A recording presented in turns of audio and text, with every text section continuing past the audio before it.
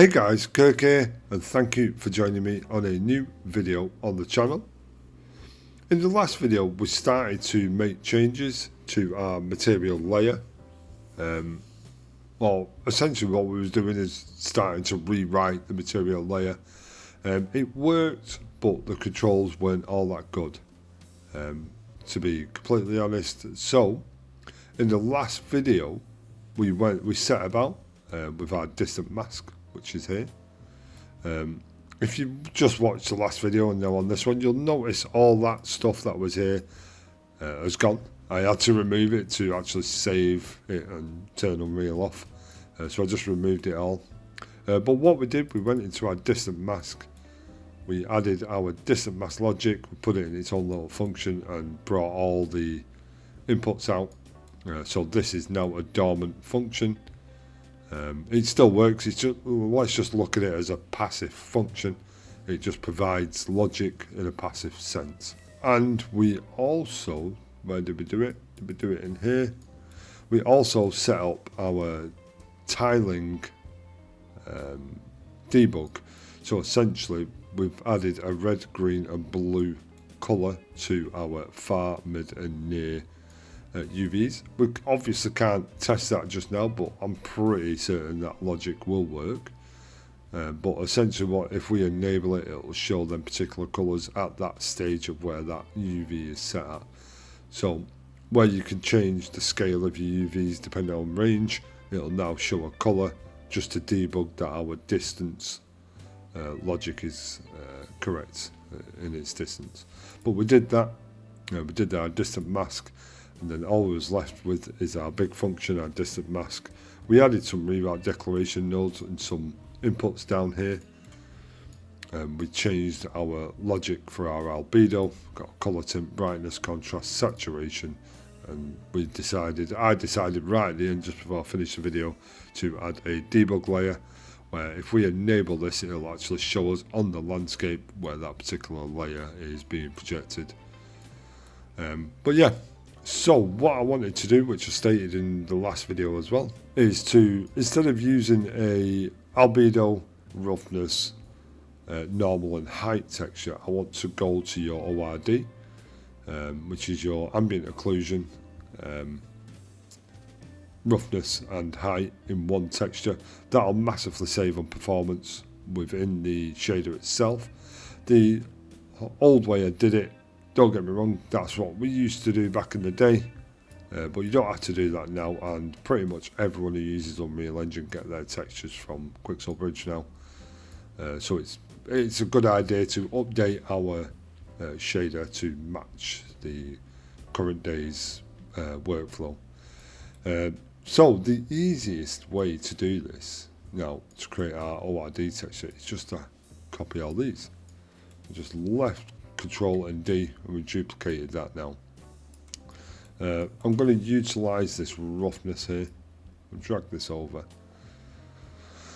and just like the top one which we did up here, we've got our albedo texture on top. We'll drop it down in one more and we'll just highlight that into our texture input. I'm going to change this name, so this is going to be material ORD texture, like so. Which is grand. Pardon me. Again, dodgy throat. So yeah, so this is going to be our ORD texture. Now, with texture packing, I don't know if I've got an actual texture on here that's texture packed. It doesn't matter. So a texture packing is, if I get a texture sample, we have a ambient occlusion which is packed into the red channel of our texture, a roughness texture which is packed into the green channel, and our height texture which is packed into our blue channel. You can have it so you use your alpha, but you can go in to Photoshop and do that, but with Quicksilbridge they just use red, green and blue. You could use the alpha channel for brightness if you wanted to, but we're not going to be in that case. But as you can see from our ORD texture, it's just one pin that comes out, which would need all three channels. So the easiest way to do that, and I've used that before, is a break float 3. So with this function, we're now getting our red channel, our green channel, and our blue channel, and we can utilize this now to pull information from that particular texture in them particular channels. What I want to do first, before we go any further, is see that roughness there is our rock texture, which is over there on the cliffs. What I want to do is create a new function. Now, I've never created this before on the channel, but I read it on a website, and I thought, do you know what, that's a great idea. If we get an mf underscore, well, I won't do that. I'll just call it min and underscore max. And this function is going to allow us to set a min and max. So when you do your roughness, you can set a min and max to your roughness, so it'll go rough at the distance and rough close to the camera, but you also have an intensity. Let me just open this function up and show you what I mean. So we're going to get a lerp. Hold L on your keyboard and left click. We'll get this lerp, and these inputs, the A and B, we'll get input functions for these, and this could be min, because it's in the A input. I think that's min. Yeah, it probably is. We can always switch it if not. We'll duplicate that. Just call this max, like so. And this is going to allow us to change the min and max dependent on this input. And from here, I'm going to get a power node. So from the base, we'll get an input again. And this could be texture input, like so. Just duplicate this, and this could be called we'll just call this intensity, because we can rename it outside of this function. This is one of them functions that can be utilized a lot throughout all of your functions. It's not just made for one specific reason, if you understand. But yeah, so we've got a little min and max function going on here. Just plonk that in there. This out. Like so. There you go. Right. So now we've got our little min and max function. We can use this for our roughness. We can use it for our ambient occlusion, and all that works. This is a good little function to have. Instead of building it outside, what I'll do is click on the output anywhere on the graph and expose this to the library. It's called min and max. Just save that and go back to my master logic. You can see here now. So for my ambient occlusion, I can use that. So if I do a function call, never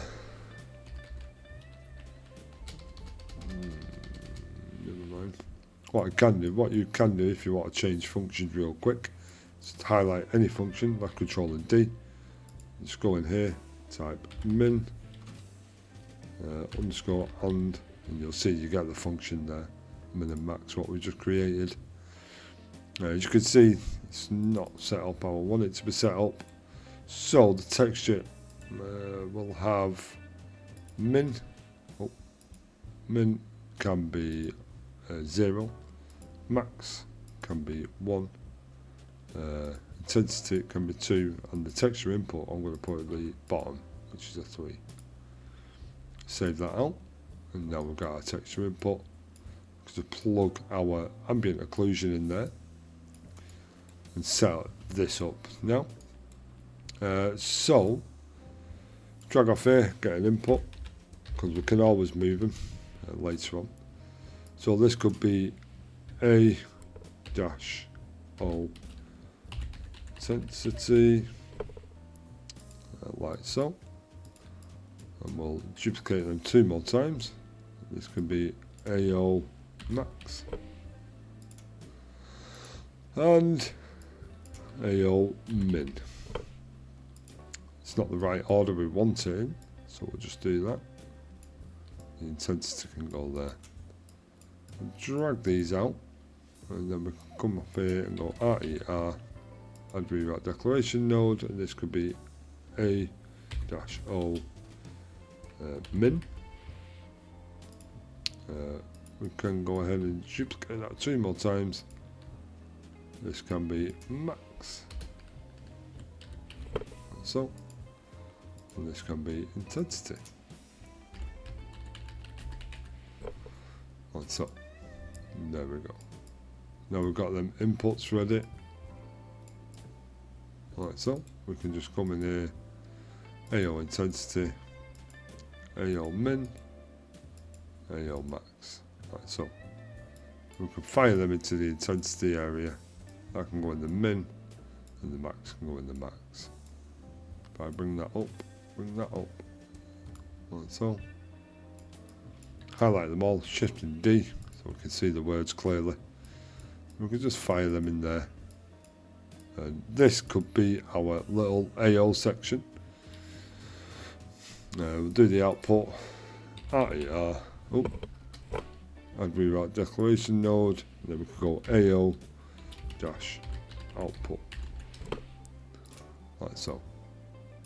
And that is the quickest, best way to sort out ambient occlusion.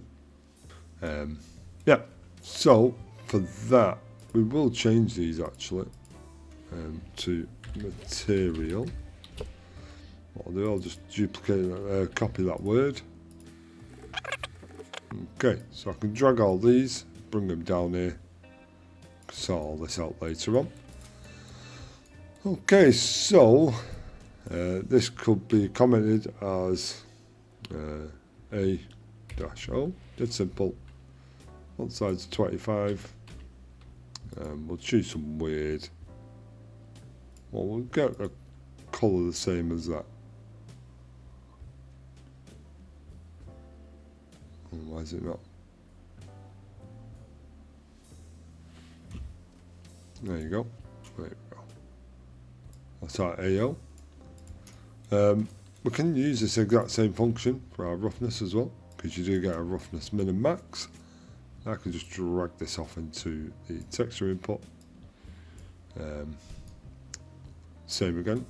What I will do is just copy these. Left Control and C. Just put them here. For now, we can always move them. So this one can be like this. Roughness. Get rid of the underscore one, but I can highlight roughness so I don't have to type it out every single time. Oh. Oh, wait there. That means I've already got a roughness. Yeah, there it is, roughness. Sorry about that. A little phone call. So yeah, we've got our roughness intensity. We can just come over here with our roughness intensity. So right click, we'll get roughness. And that can just go in there. Duplicate that 2 more times.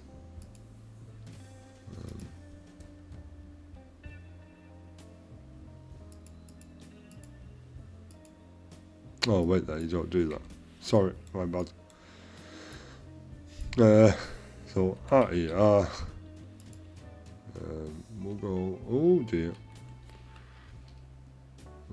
Roughness min.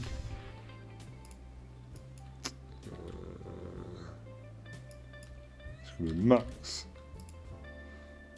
Right, so what we'll do, we'll change both of them to a red.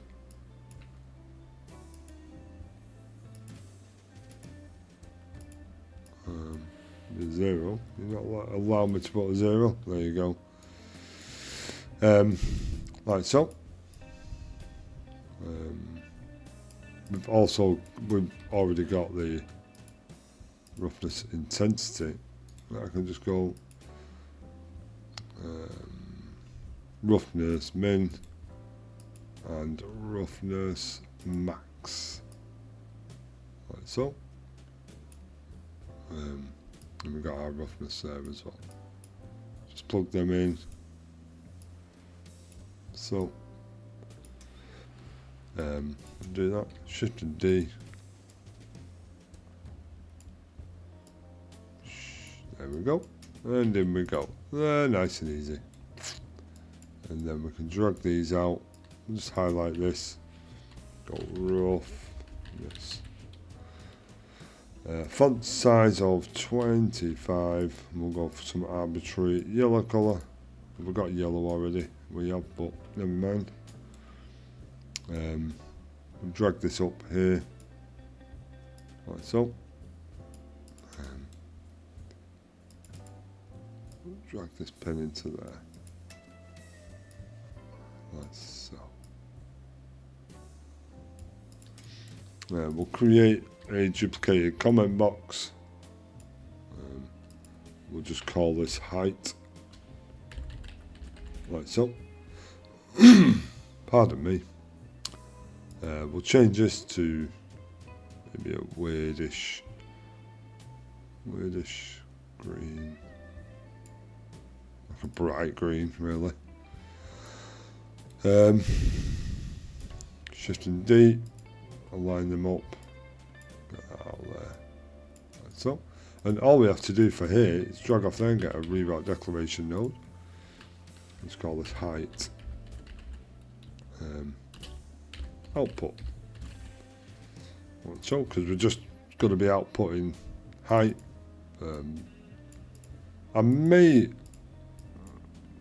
The height is more or less used for blending, but I do my layer blending in a different function, if that makes sense. Now let's drag these down out the way here. We'll sort all them out a bit later on, and we'll do that next actually. Drag them in there. We can actually drag all of these. We want them in the middle like this. And then what I can do is highlight all of it. Comment box. This can be our ORD texture. Font size of 25. This could be a green, like so. It's probably not a good idea to have that as green. Do some weird sky blue colour like that. It's yellow, like so. Let's just line these up a little bit. Drag it out like so. We'll bring this out, bring this out, bring this out. Let's have it all symmetrical. That's not really a big problem. It's coming straight out of the blue channel as well, which is great.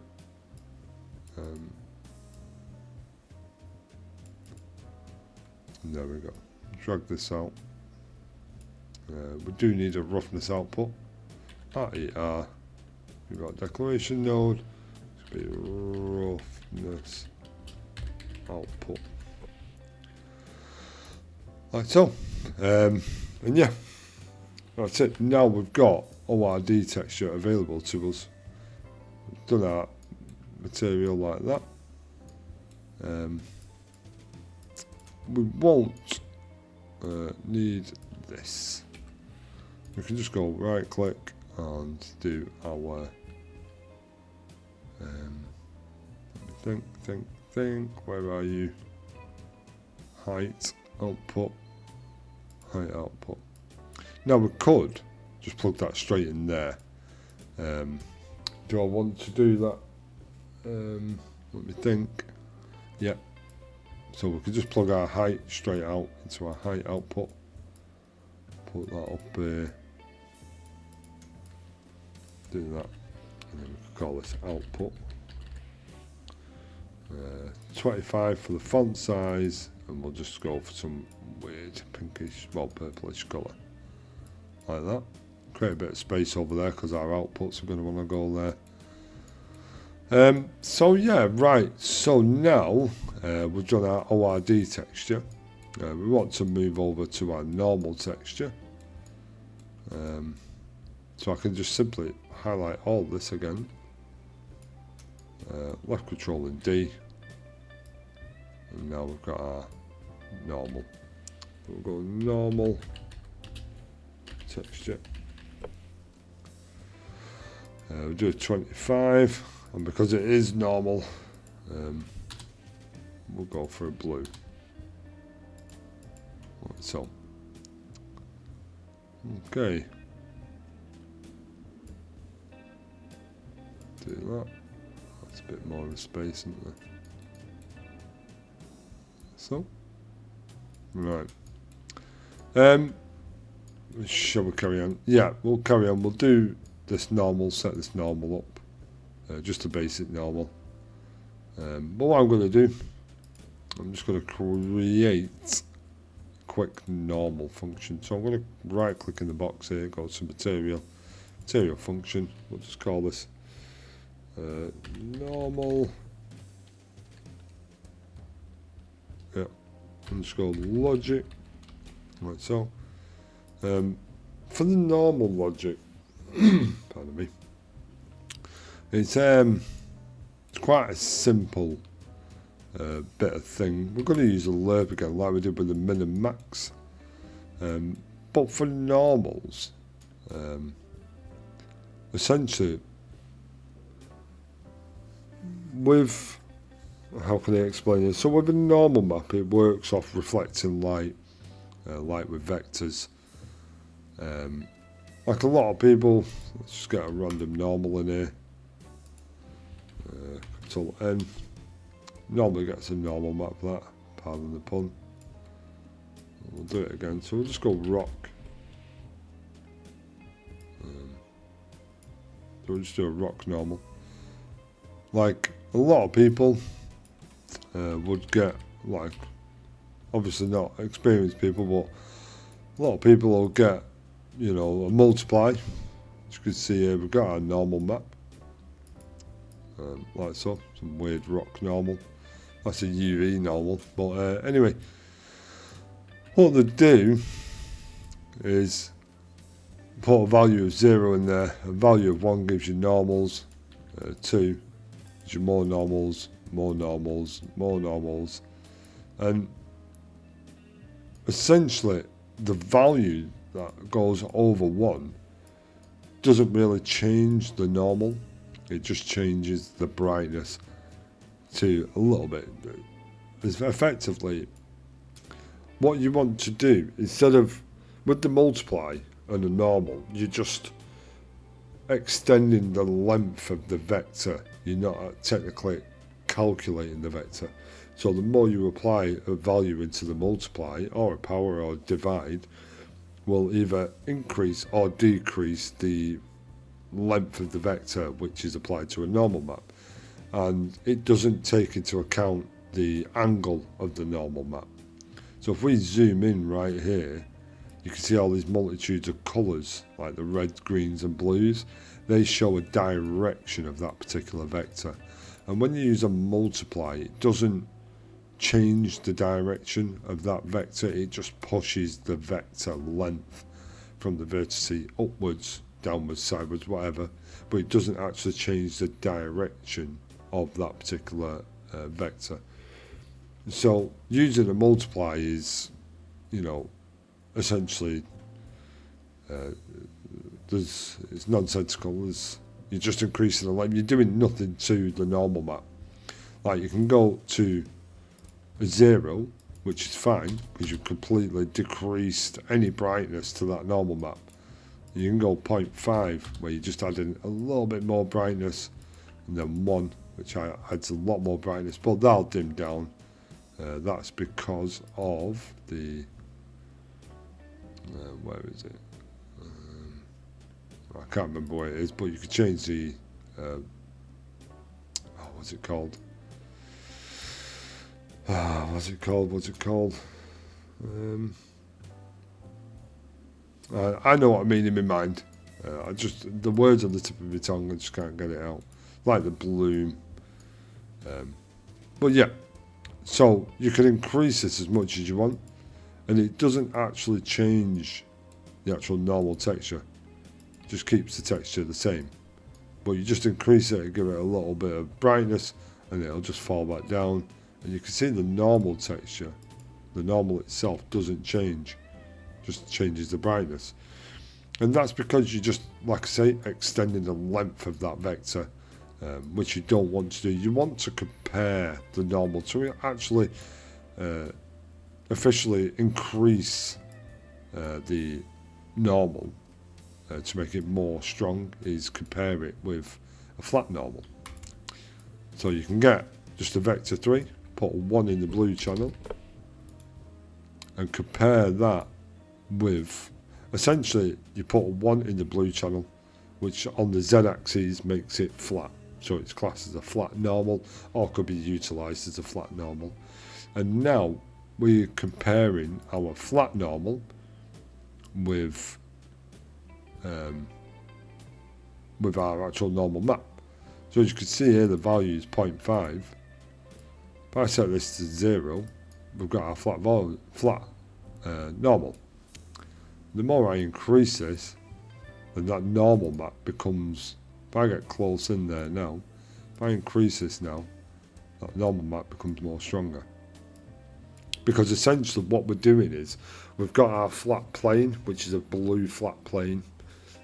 Our normal map, sorry I banged the microphone, our normal map, this is our flat normal, this is our plane, and our normal map here is essentially sat on top of it on the Z value, maybe, you know, very close to the flattened normal, so that we're essentially slapping our normal map on top of that flattened normal, and when we increase the value in the alpha, we're lifting the normal map away from the flattened normal, so you're creating, the vector lengths are getting longer, but it's taking the normal map with it. With the vectors at the lowest, which stick to the flattened normal, then you start bending the light on the normal map, if that makes sense. So the more I increase this, you can see there, I go 0, no normal, 1, or 0.1, so you see a bit of normal, then 1. You can even go stronger with a 2, 3, 5. It goes just because you're just constantly pushing up that normal map away from that flattened normal, so you're effectively increasing that normal map strength. And that is essentially how you calculate normals, not just in Unreal, in any kind of software, and that's how you do it. So effectively, Unreal have done this before. Get flat and normal. This is the exact same thing as what I'm creating here. If I open this function up, you can see flat and normal, normal input, but for some reason they've made it in such a way where you're flattening the normal. So you've got in your A input the normal map, and in the B input is the flat and normal. So a lot like I've done here, but I've just swapped the inputs of the lerp. It's quite simple, but essentially we need to drag off here anyway. We'll change this to a vector 3, so we get all 3 channels. You don't have to do that. Normal, oh wait there. Yeah, we'll just use this as a normal strength. So normal texture, capital T, up and there. Normal texture, then we can duplicate this, normal amount. So we'll change that to a scalar parameter. We'll set the set priority as a 1. We'll just plug that in there. So effectively, like I've been saying, what I will do is just apply 0.5 in there. Pardon me again. So effectively, like I was saying, Unreal have got their flat and normal, does exactly the same as this, but it's just had its input swapped. Why they've done it that way, I don't know. I could not tell you. So let's just make our own. But effectively, to cut a long story short, that is how normal maps are calculated through this logic. Okay, so now that's done. I don't think I actually saved my normal logic. Let's drag it up there. There we go. Right, so I've got my normal logic here. I can effectively drag that into there. And now I've got a normal amount. And I think I've already got a normal input. Yeah, normal intensity, which is there. Which can go right click and where are you?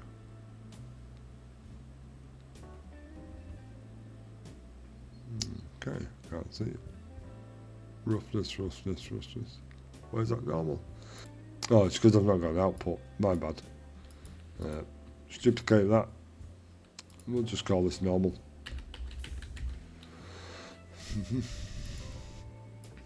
Like so. And we can drag that in there. We'll just get out normal.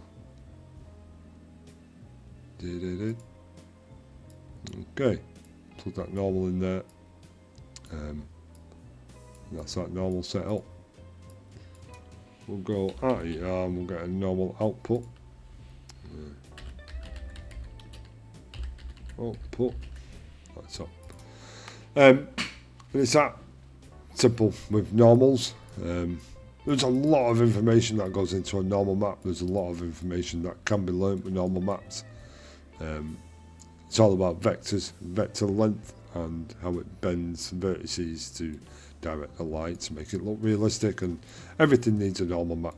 The normal map is probably one of the most important textures you get in a PBR. But yeah, so at the moment in this video, it's been quite long again, I think. We've done our ORD texture, we've got our ambient occlusion, our roughness, we've created a little function, our min and max function, which is great. And now we've set up our normal texture apart from our input for our normal texture. So, drop that down and across, and just plug that in. Like so. Okay, so as it stands there, the normal is done, but it's not done. I was thinking, just before I recorded this video, that in the next video I do, what we're going to do, we're going to build some logic up, so when we get close to our texture at a specific range, I want to increase the normal texture. So essentially what we're going to do is going to add a secondary normal texture into this, and we're going to add in an increase in like a detailed normal. When you get up close to a prop in your scene, the normal map becomes a little bit more stronger, or the detailed normal map kicks in, which is using a distant range. Effectively, it's a lot like the UVs. We're using the distant range UVs, where UVs change scale at a certain range from the camera. Well, we're going to use that same kind of logic to add in a detailed normal map for when the player gets close to that particular section of landscape. Then the normal maps of that particular texture will increase and make it just look better. So that is what we're going to be working on in the next video, which, you know, it's going to be a good thing. And then we'll try and get that done in one video. We don't actually need our height input anymore, and we don't need our textures category box thing. What we have to do is, like I said, the detailed normals for our landscape. That'll be good. So I'll showcase that in the next video. Once that next video is done, this particular material layer should be fully functioning, and we'll rearrange all the inputs. I may do that off camera with all the inputs, because if you've been watching my videos, guys, you'll understand how to set priorities and rename your inputs, so I'm not going to take you through all that again. But yeah, so next video we'll go on to our detailed normals for our landscape shader, and then after that we're going to be moving on to the slope layer, try and clean that up a little bit. It won't take us long with a slope layer because a lot of this logic we're using here we're going to be using in the slope layer, but we're going to differentiate how we use our distant mask and our triplanar projection on the slope layer. So if you've liked what you've seen up to now, hit that like button, hit the subscribe button, share these videos with your friends as it's detailed education for free, and I'll see you in the next video, guys. Bye.